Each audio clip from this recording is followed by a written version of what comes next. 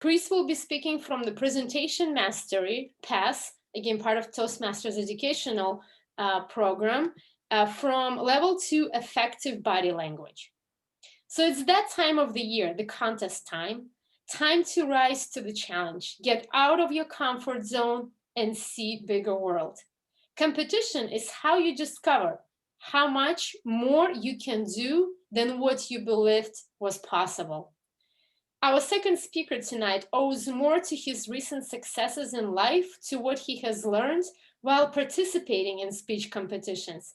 And he's here to convince you to participate this year in international speech competition.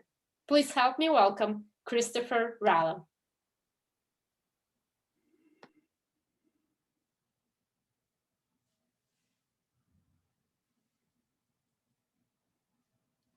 To compete or not to compete?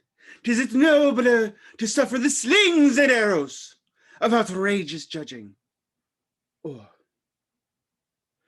Madam Toastmaster, fellow Toastmasters, welcome guests. Can you tell that I like to compete? Do you like to compete? Have you tried to compete? Have you participated in a competition? If not, sit back, relax, and let's get ready to decide to participate in our competition, because you know what? It's the most wonderful time of the year for Toastmasters. That's right, the speeches are flowing and judges are going. You're a champion here. And just think, I've only had 4 cups of coffee today. I love competition and I recommend everyone try it.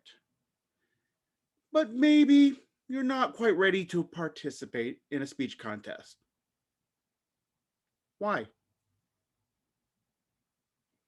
Maybe you're afraid you don't have something important to say.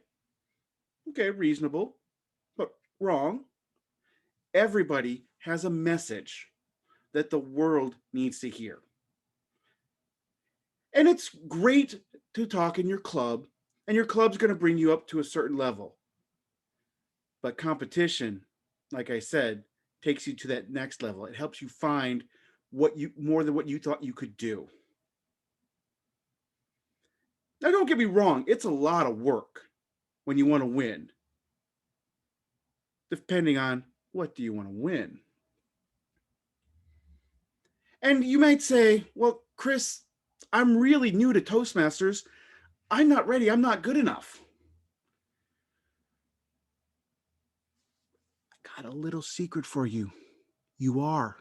And I know this because of Kyle Hall.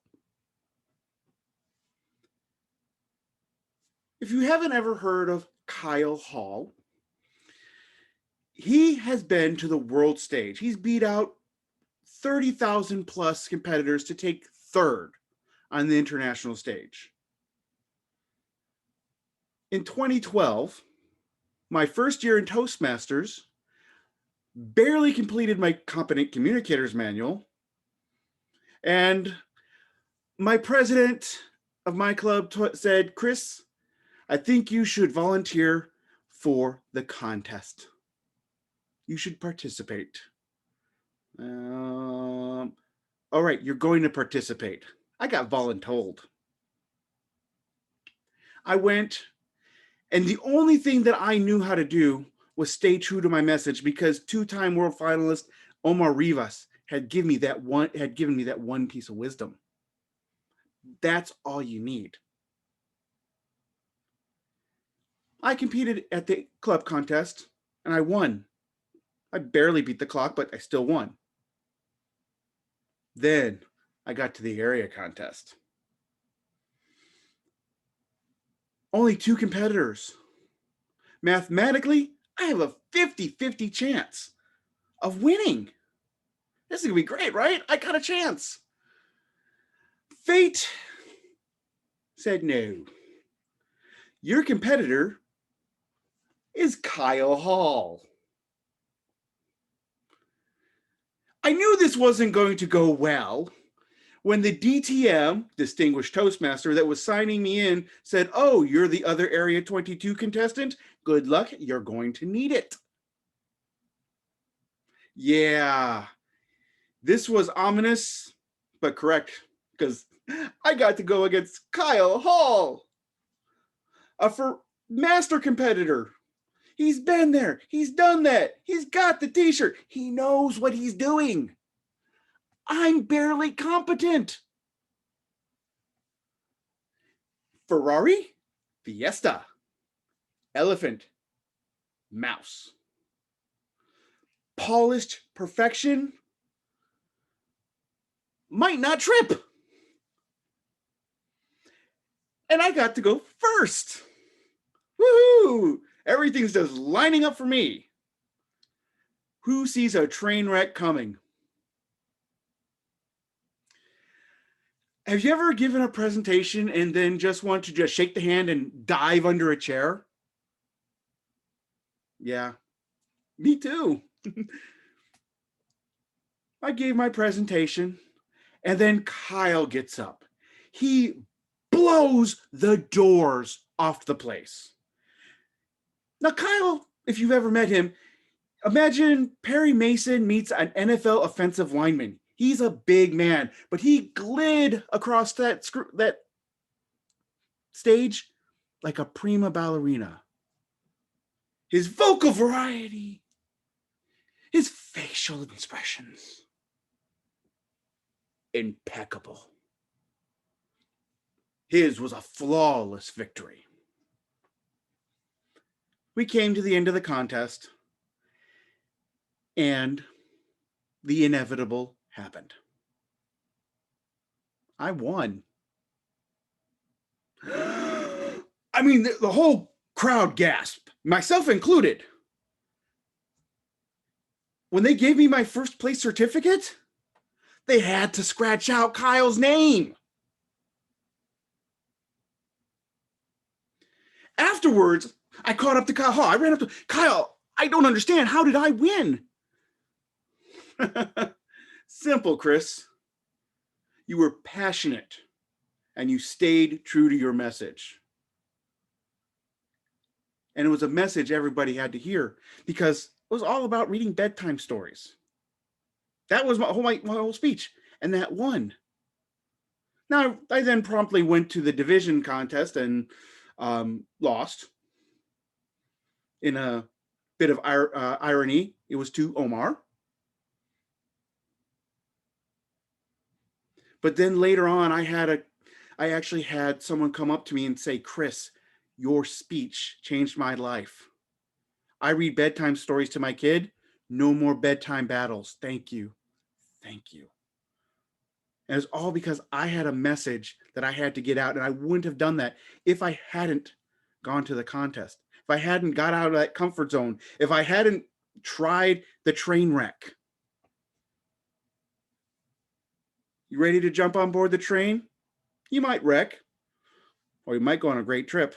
And that's what contesting has done for me. It's given me a great trip. I would have never known how big Toastmasters was if I hadn't gone.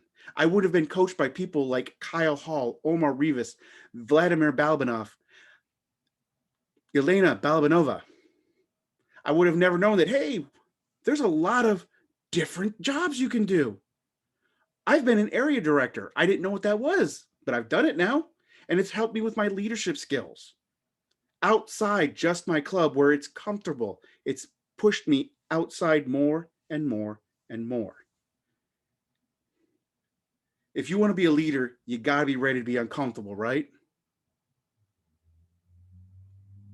Now, if I haven't convinced you to participate in a competition, you're just like, "Chris, I'm not quite there. I'm not quite ready.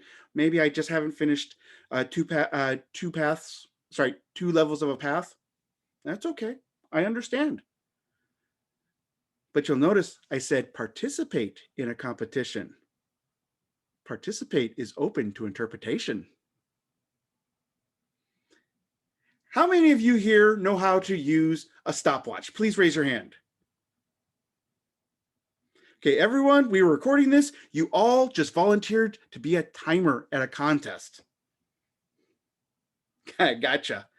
And that's ways you can participate, because you don't just have to be a competitor. No, you can actually participate. There's a lot of jobs that are needed, because remember I said it's the most wonderful time in the Toastmaster year?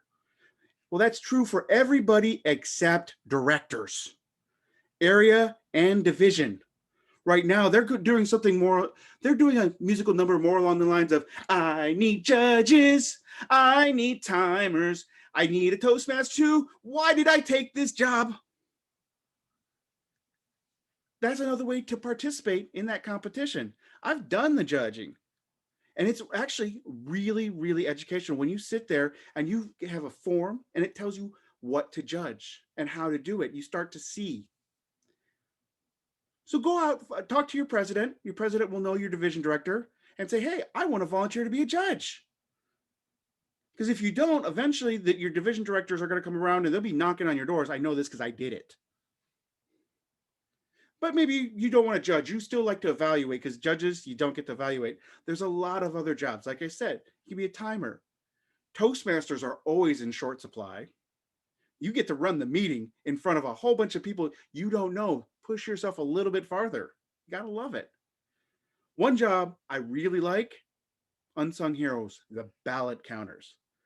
Other than the chief judge, the ballot counter is the ballot counters are the only people at that contest who know how close the score actually was. I've done it 6 times. Twice they won by 1 point. Once they actually had to have a tiebreaker judge. There's a lot of different ways to participate in a competition, but all of them will help you get out and meet new people, see the larger world that you're now part of. Find new opportunities, new mentors, new chances for leadership. You can actually run your own contest. You can say, hey, I will chair this contest, division director, and your division director might sing your praises at that point. But I implore you, participate in a competition. I leave you with one thought. To participate in a competition or not to participate in a competition? Is it really a question anymore? Madam Toastmaster. Thank you so much, Chris. We will